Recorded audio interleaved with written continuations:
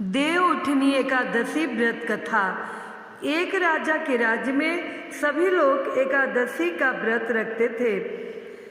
प्रजा तथा नौकर चाकरों से लेकर पशुओं तक को एकादशी के दिन अन्न नहीं दिया जाता था। एक दिन किसी दूसरे राज्य का एक व्यक्ति राजा के पास आकर बोला, महाराज कृपा करके मुझे नौकरी पे रख ले। तब राजा ने उसके सामने एक शर्त रखी कि ठीक है रख लेते हैं, किंतु रोज तो तुम्हें खाने को सब कुछ मिलेगा, पर एकादशी को अन्न नहीं मिलेगा। उस व्यक्ति ने उस समय हाँ कर ली, पर एकादशी के दिन जब उसे फलाहार का सामान दिया गया तो वह राजा के सामने जाकर गिड़गिड़ाने लगा, महाराज इससे मेरा पेट नहीं भरेगा, मैं भूखा ही मर जाऊंगा, मुझे अन्न दे दो। राजा ने उसे शर्त की बात याद दिलाई, पर वह अन्न छोड़ने को राजी नहीं हुआ। तब राजा ने उसे आटा, दाल, चावल आदि दिए। वह नित्य की तरह नदी पर पहुंचा और स्नान करके भोजन पकाने लगा। जब भोजन बन गया तो वह भगवान को बुलाने लगा, आओ भगवान भोजन तैयार है। उसके बुलाने पर पीताम्बर धारण किए भगवान चतुर्भुज रूप में आ पहुँचे तथा प्रेम से उसके साथ भोजन करने लगे। भोजनादि करके भगवान अंतर ध्यान हो गए तथा वह अपने काम पर चला गया। 15 दिन बाद अगली एकादशी को वह राजा से कहने लगा, महाराज मुझे दुगुना सामान चाहिए, उस दिन तो मैं भूखा ही रह गया। राजा ने कारण पूछा तो उसने बताया कि हमारे साथ भगवान भी खाते हैं, इसलिए हम दोनों के लिए यह सामान पूरा नहीं होता। यह सुनकर राजा को बड़ा आश्चर्य हुआ। वह बोला, मैं नहीं मान सकता कि भगवान तुम्हारे साथ खाते हैं, मैं तो इतना व्रत रखता हूँ, पूजा करता हूँ, पर भगवान ने मुझे कभी दर्शन नहीं दिए। राजा की बात सुनकर वह बोला, महाराज यदि विश्वास ना हो तो साथ चलकर देख ले। राजा एक पेड़ के पीछे छिपकर बैठ गया। उस व्यक्ति ने भोजन बनाया तथा भगवान को शाम तक पुकारता रहा, परंतु भगवान ना आए। अंत में उसने कहा, हे भगवान यदि आप नहीं आए तो मैं नदी में कूदकर प्राण त्याग दूंगा। लेकिन भगवान नहीं आए।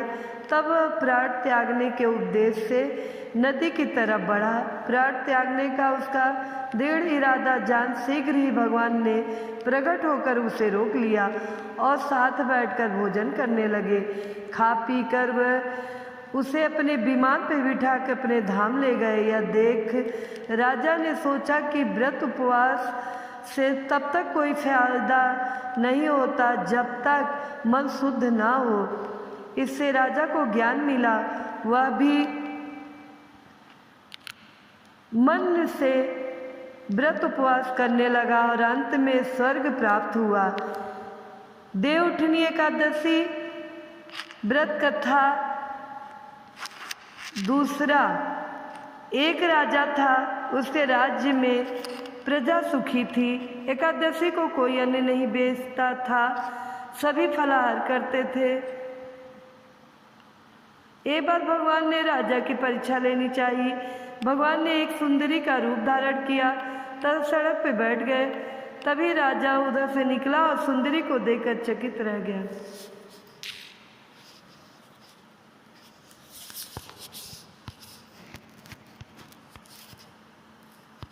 देवउठनी एकादशी कथा 2। एक राजा था, उसके राज्य में प्रजा सुखी थी।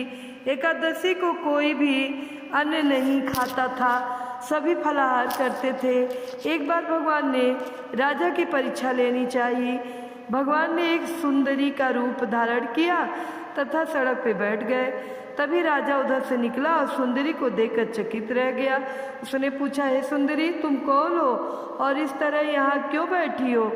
तब सुंदर स्त्री बने भगवान बोले, मैं निराश्रिता हूँ, नगर में मेरा कोई जाना पहचाना नहीं है, किससे सहायता मांगूं? राजा उसके रूप पर मोहित हो गया था। वह बोला, तुम मेरे महल में चलकर मेरी रानी बनकर रहो। सुंदरी बोली, मैं तुम्हारी बात मानूंगी, पर तुम्हें राज्य का अधिकार मुझे सौंपना होगा। राज्य पर मेरा पूर्ण अधिकार होगा। मैं जो भी बनाऊंगी तुम्हें खाना होगा।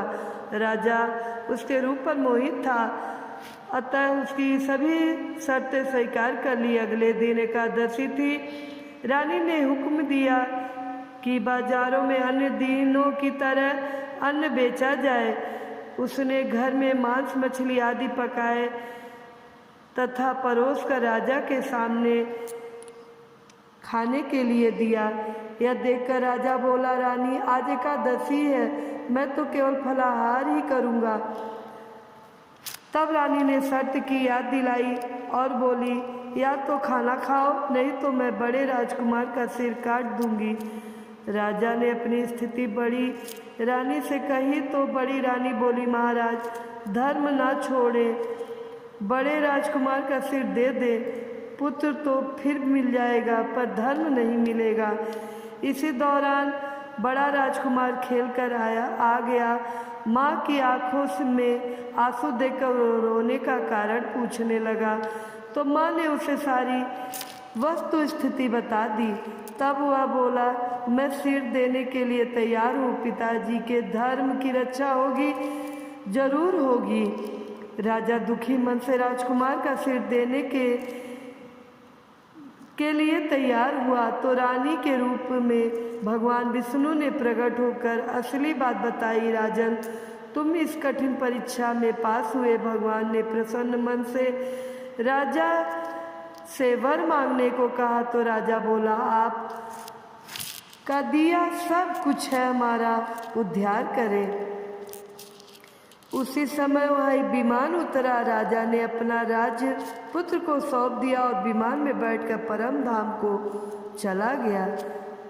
इस तरह कहानी समाप्त होता है।